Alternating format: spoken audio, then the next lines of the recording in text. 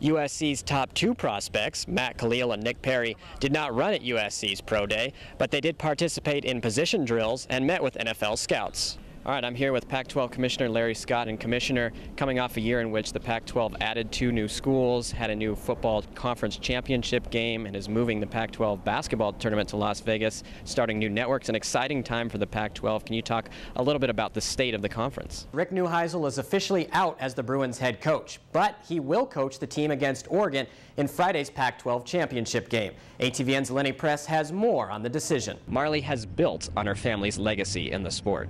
She has won her class's season-long points race twice and has started her own powerboat racing online newsletter with more than 400 subscribers.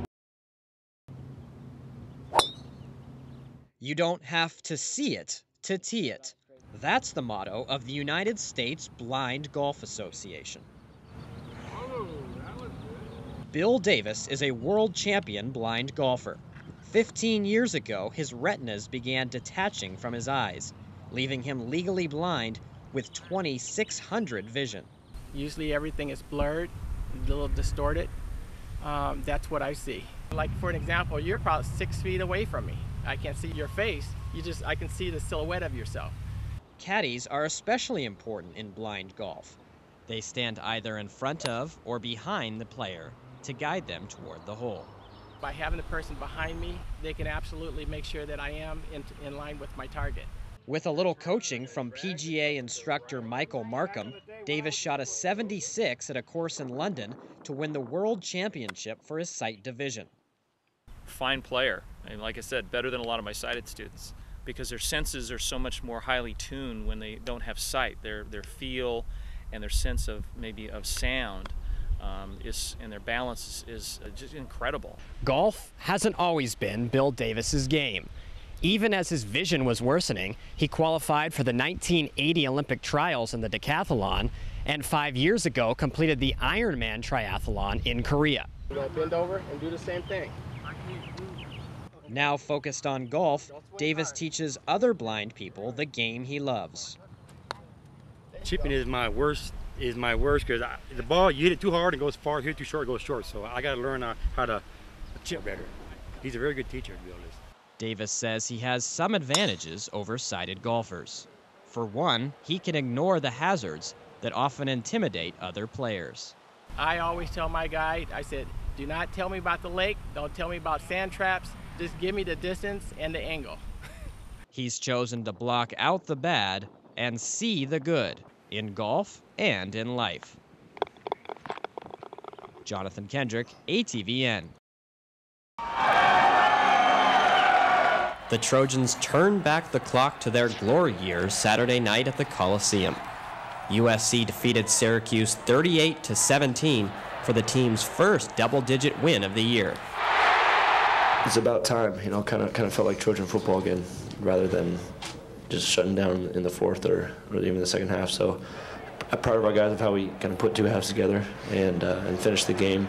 USC quarterback Matt Barkley tied a school record with 5 touchdown passes in the game. Barkley's touchdowns were caught by 5 different receivers. The quarterback played pretty good, 5 touchdowns again and no interceptions, and so it was good. It was good to have some rhythm.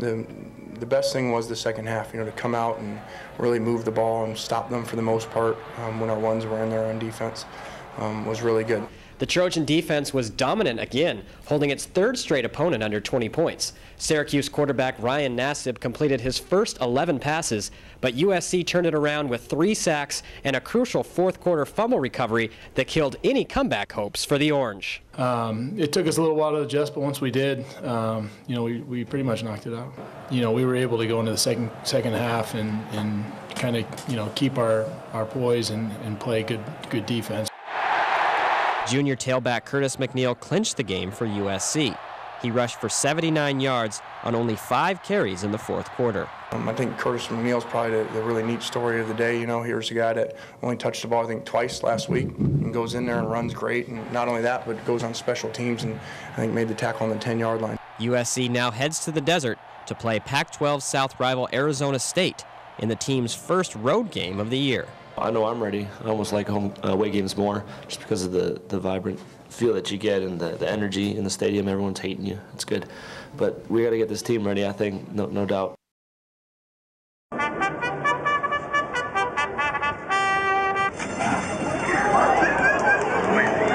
Race day at Santa Anita.